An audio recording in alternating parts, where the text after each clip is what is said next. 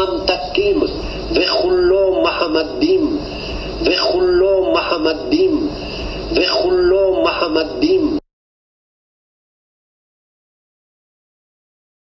But the argument tonight is not even a debate. I'm only doing it out of respect for Muslims who believe it, but it's not even a debate, to be candid. And look, I don't mean insult in saying this, but the arguments are as weak as saying, I have a Christian friend named Mo, and he used to be very fat, but now he's slim. And you respond saying, he's not a Christian at all. No, he's Mo, who is now slim, so Muslim equals Muslim. It's that outlandish. Maybe it's a prophecy about Confucius.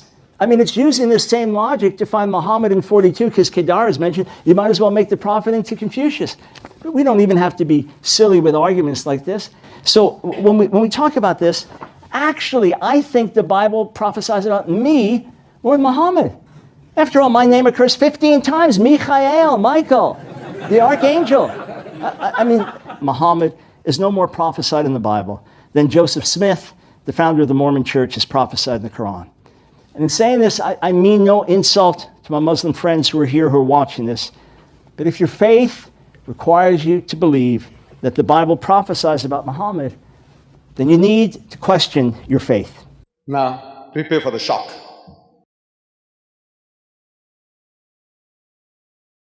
I said, prepare for the shock.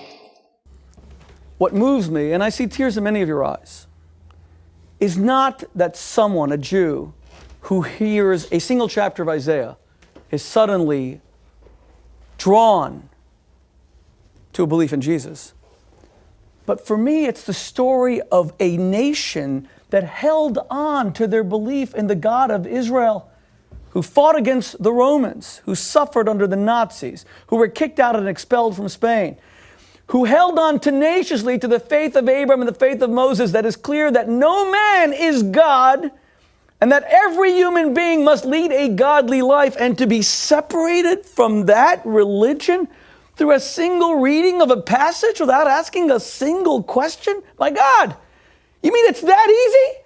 You mean my people didn't give this up even when they were tortured and killed for it? And a single reading of a passage, he was separated from the faith of his forefathers, from the faith of Abraham? When you ask me about Isaiah 53, and I just wrote Kosher Jesus because the Jewish community should reclaim a patriot who died for his people against the tyranny and the oppression of Rome. But when I read Isaiah 53, it can't be Jesus, for the reason you just said. I'm surprised your father didn't catch it, Sid. Like a lamb to the slaughter, he opened not his mouth. Jesus says, my God, why have you forsaken me? That's in Matthew and in Mark. My God. My God, why have you forsaken me? He also says it is done. He opens his mouth. It also says, he shall see his seed. He shall prolong his days. Jesus had no seed, he had no children, and he died at about 33. I think this is speaking about Abraham Lincoln. I think it's speaking about Martin Luther King. Martin Luther King was the greatest American of the 20th century. Is there anyone who suffered the iniquity of the American people more than him? And he did see his seed. He suffered the racism of Americans, and a white racist who put a bullet through his neck. Why isn't it Martin Luther? The point is, many people have suffered. But I want to tell you one thing. You can have all the most moving stories on earth about someone who embraces Jesus as a Jew through some epiphany and through some miraculous intervention. But you will never, ever hear that about me. Maybe it's a prophecy about Confucius. I think this is speaking about Abraham Lincoln. That Muhammad is no more prophesied in the Bible than Joseph Smith, the founder of the Mormon Church, is prophesied in the Quran. But when I read Isaiah 53, it can't be Jesus. I think it's speaking about Martin Luther King. Maybe it's a prophecy about Confucius. I think this is speaking about Abraham Lincoln. I can't believe I'm meeting Sylvester Stallone. Hey, yo, Rambo! You rang? Hey, here. I can't believe this. What are you doing here? Well, you know, I figured after 14 years we should meet, and I just wanted to meet you, and I didn't have a lot to do in Philly, so here I am. But when I read Isaiah 53, it can't be Jesus. Maybe it's a prophecy about Confucius. I think this is speaking about Abraham Lincoln.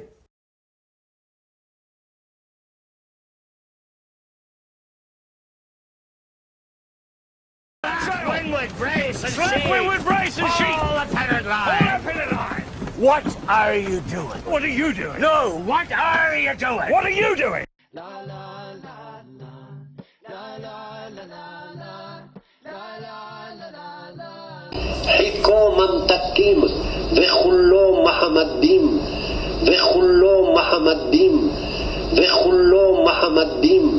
Did he have a primary mission to Israel? Read Surah 2, ayah number 40. He came to renew the covenant with Israel. يا بني إسرائيل اذكروا نعمتي التي أنعمت عليكم وأوفوا بعهدي أوف بعهدكم وإياي فارهبون وآمنوا بما أنزلت مصدقا لما معكم ولا تكونوا أول كافر به ولا تشتروا بآياتي ثمنا قليلا وإياي فاتقون ولا تلبسوا الحق بالباطل وتكتموا الحق وأنتم تعلمون